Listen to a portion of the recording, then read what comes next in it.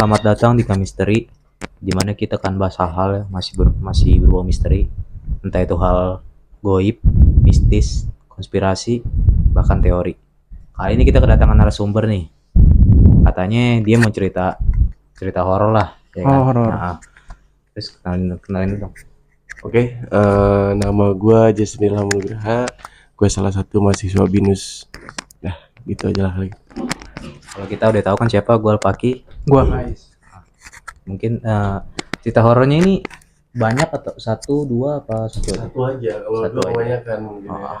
ya. Gini episode. Tentang apa ini? Tentang kolong ranjang. Kolong ranjang. Tidur. Setan, menambahkan setan gitu. Bisa kita langsung ke ceritanya aja. Oh, boleh, boleh, ya. Nggak penasaran gitu ya. Oke, jadi ini tuh sebenarnya cerita nyokap gue pas lagi kecil. Nah, jadi nyokap gue ini dia tinggal sama om dan tantenya dulu. Gitu. Bapak mamanya gimana? Bokap nyokapnya di kampung. Soalnya dia ngerantau. Dia tinggal sama Tentunya. om sama tantenya. Kalau di adat gue biasanya manggilnya uwa. Wah iya sama. Iya, terus sama uwa ya. Uwa. Sunda berarti ya? Iya, benar-benar. Suwir ya Sundanya. Nah, jadi di saat itu tuh dia kan tinggal di kontrakannya, satu kontrakan bareng itulah uwa dan uwa. Nah, dia ini di saat itu tuh uwanya itu lagi sakit. Uwanya lagi sakit yang dimana itu yang cowok. Jadi omnya bahasanya kan, omnya ini lagi sakit. Terus ya mereka itu di rumah sakit lah di hari itu. Nah, di hari sebelumnya itu tetangga ada yang lihat, bro. Lihat apa? Ada yang lihat kalau ada nenek-nenek masuk setelah, pokoknya sebelum itu sakit lah, sebelum om gue sakit, omnya gue sakit. Oh gila, nenek-nenek itu siapa? Nggak tahu. Nah, nggak tahu nih, ya kan, ini masih tanya, soalnya kan nggak ada soalnya yang datang dari kampung, nenek atau kakek kita nggak ada yang datang nih. Terus juga nggak ada di daerah situ yang nenek-nenek yang bentukannya mirip-mirip kayak nenek gayung lah. Oh perawakannya serem. Iya, perawakannya serem lah. Oh, berarti Tetangga yang lihat. nyeritain bentuk detailnya gitu. Iya, setelah sebenarnya itu mereka ngejelasinnya tuh besoknya. Pas udah masuk. Pas lagi udah masuk rumah sakitnya. Tapi yang namanya orang yang nggak orang yang kuat imannya kan nggak peduli lah tentang hal kayak gitu kan. Terus udah kayak gitu, jadi jam-jam berapa ya, jam-jam siang itu nyokap gua pengen tukeran sama tantenya di rumah sakit.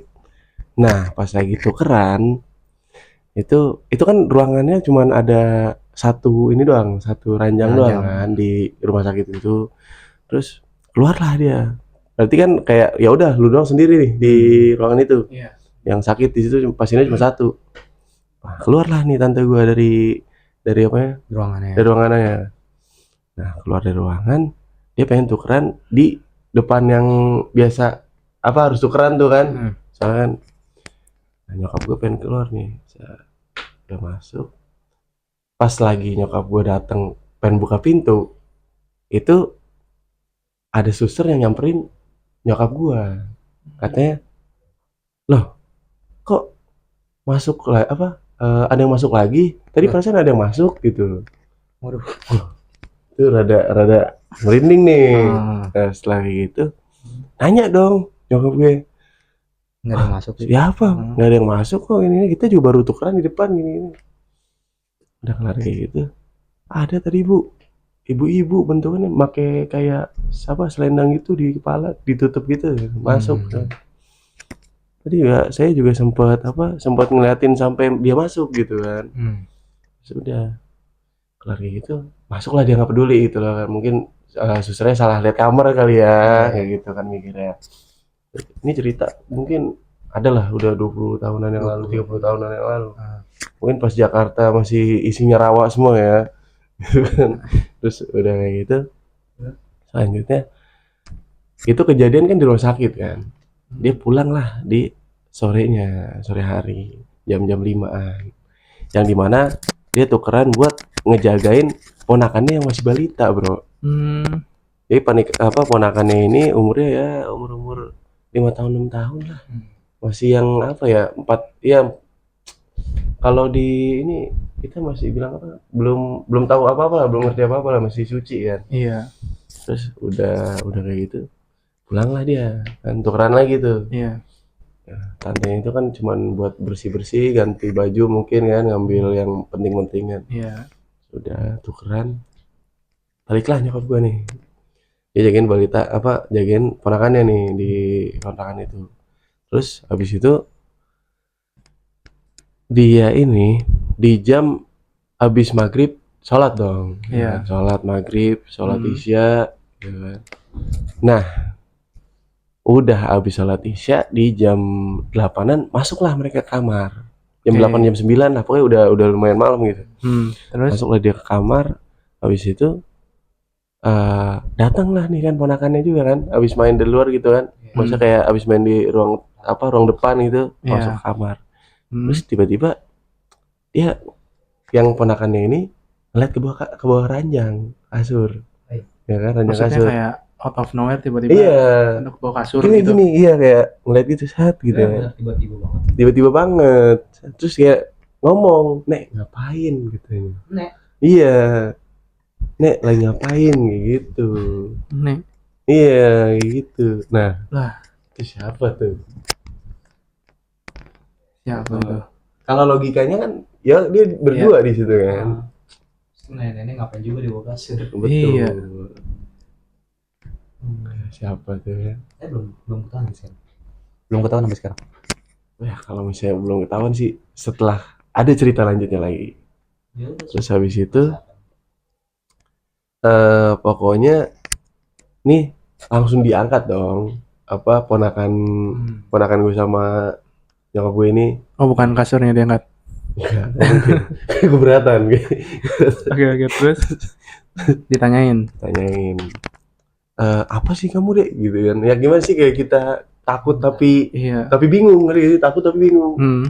Ya namanya juga kita kan tahu kan kalau misalnya bocah atau anak kecil segede itu kan masih yang bisa lah ngeliat hal kayak gitu. Iya. Banyak lah ya kan omongan-omongan gitu. Terus udah kayak gitu naiklah mereka ke ranjang kan. Terus yang kayak balita itu kayak langsung ketakutan gitu. Siapa? Yang balitanya entah dia ngeliat lagi apa gimana kan. Udahlah, mereka tuh mau nggak mau stay di atas ranjang, bro. Nggak bisa mau lari kemana kan, itu Iya. mungkin pas lagi kejadian itu udah jam-jam 11 malam kayaknya. Jam 11, jam 10 malam tuh udah. Nah, udahlah kayak gitu kan. Nyokap gue ini penasaran, bro. Sabar. Dia ini penasaran tapi takut. Tahu gak sih tipikal yang lu kayak gitu gak? Iya, penasaran. Iya, rasa penasaran gitu. Sama kan? Takut juga. Takut juga, cuman apaan sih gitu kan. Terus udah lama. Dia nih pengen ngelihat tapi takut. Ditunggu lah dia, nyari mental kan. Wait, nyari mental. Ya biasa dulu kan zaman dulu nggak ada main HP, bro. Ya kan? Nggak ada main HP. Mau nonton TV juga mungkin kalau orang-orang yang ada duitnya aja kan yang main nonton TV. Radio juga kan nggak ada. Mau malamnya sunyi lah pokoknya kan. Iya. Karena juga dia cuma punya tetangga beberapa doang dan itu juga nggak yang seramai itu kan. Dia cuma berdua di rumah itu kan. Udah kayak gitu pokoknya di jam-jam setengah 12 sampai jam 12 malam itu nyokap gue ini dia nyoba mau beraniin diri, bro. Setelah dia baca-baca Al-Quran tuh beraniin diri buat ngeliat ranjang. Nah setelah dia berani diri udah dicoba tuh turun kan, nurunin pala. Ya. Siapa? Ada nenek-nenek itu.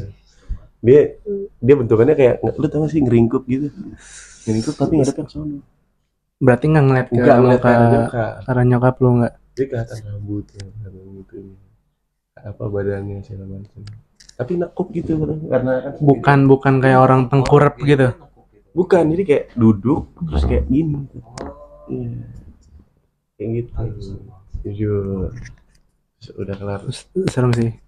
Ya kan? Gue juga kalau jadi nyokap lu kayak langsung bakal baca-bacain Quran sih. Kalau kita kan sebagai cowok kan bisa langsung lari lah, bodo amat segala macam kan. Panggil warga gitu kalau gue. Gila lu liat nenek-nenek di bawah kolong ngeri banget nih. Iya. Iya. Terus udah kayak gitu karena cewek kali ya, bro. Nge-freeze bangun tuh deh. Wah, dia udah keringet dingin segala Gemeteran juga macam. ya. Meluk apa? Ponakannya kan. Ponakannya ini udah pengen tidur sebenarnya. Meluk ponakannya. Entah karena hal itu apa gimana, ponakannya juga langsung keringet dingin, panas bener. Udah ada kayak gitu. Di malam itu pokoknya dia langsung baca ayat kursi, terus menerus baca lah pokoknya segala macam. Sampai jam 3 pagi, jam 4 pagi, bro. Itu masih dia ponakannya udah tidur, dia nggak tidur karena pikiran kan. Iya. Udah takut. Ngeliat dengan mata kepala sendiri gimana sih? Iyalah. Udah kayak gitu, lanjutlah dia nih. Pokoknya kan dia udah bingung kan, mau gimana, mau loncat, nggak mungkin ninggalin ponakannya. Iya. Terus juga mau kayak gimana juga bingung lah pokoknya. Nggak, dia masih umur segitu, nggak ngerti apa-apa, mau teriak juga kan orang lagi pada tidur, nggak bakal dengeran kan. Dan sekatnya juga lumayan jauh tuh bro, dari rumah ke rumah kan. Terus keluarlah dia nih, keluarlah. Pokoknya di jam 5 subuh itu azan. Allahu Akbar, Allahu Akbar. Ada tetangganya itu yang ojek bro. Nah ojeknya ini maksudnya ojek pagi itu yang di pasar tuh yang udah standby. Pangkalan lah ya. Iya. Nah udahlah nih. Dia apa? Pas lagi selak motor, ya kan? Kedengeran sama nyokap gua. Nah mau nggak mau dia ngebangunin ponakannya kan. Bangunin ponakannya. Udah dia ngeberanin diri, pokoknya kan udah denger suara azan kan semakin yakin lah namanya. Iya. Ada apa? Iman gitu kan. Beranilah. Udah ponakannya digendong sama dia, loncat dari ranjang bro. Kasur. Ya satu itu loncat gitu ya. Itu gue masih inget banget ceritanya. Terus udah kayak gitu loncat, keluar dia. Tetangganya ini udah pengen jalan nih, ya kan?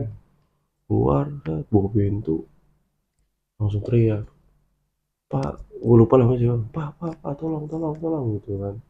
Nah, udah syukurnya langsung diamanin bro sama tangga ini. Ditanya kan kenapa gini, ceritain lah segala macam. Nah, ketahuannya, maksudnya cerita yang kata kemarinnya itu ada nenek masuk, langsung ngomong yang tukang ojek ini, ternyata tetangganya ini yang lihat. Kan dia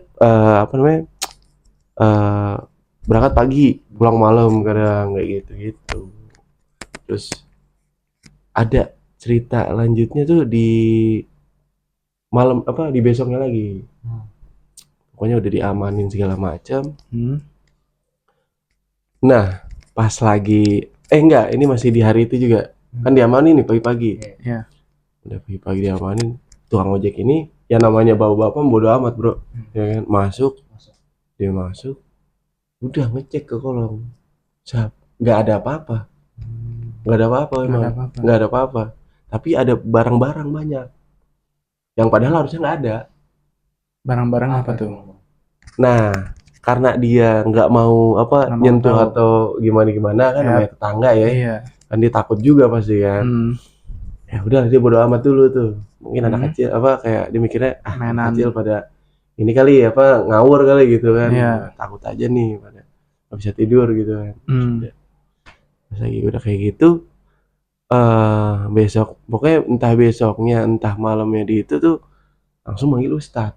Setelah cerita ke tantenya ya kan, cerita tantenya panggil ustadz segala macem.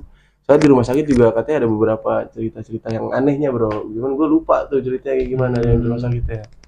Terus yang tantenya cerita tuh dia, terus udah kayak gitu pokoknya datanglah ustadz bro di sore atau di siangnya gitu apa entah malam, Masuk ustadz dibaca-bacain lah biasa kan. Iya. Masuknya mah kelihatan bro, ustadznya tuh ya ustadz biasa, Biasa. ustadz rumah ya, misalnya marbot gitu dipanggil atau ya, tapi emang punya keahlian khusus dia. Masuk segala macam, udah dibacain doa, disiram-siramin apa air doa gitu kan di setiap sudut ruangan tuh.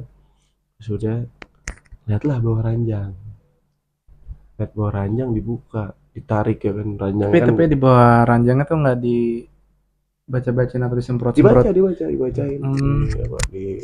Ceprat-cepratin. Iya, ceprat-cepratin kan sambil doa gitu.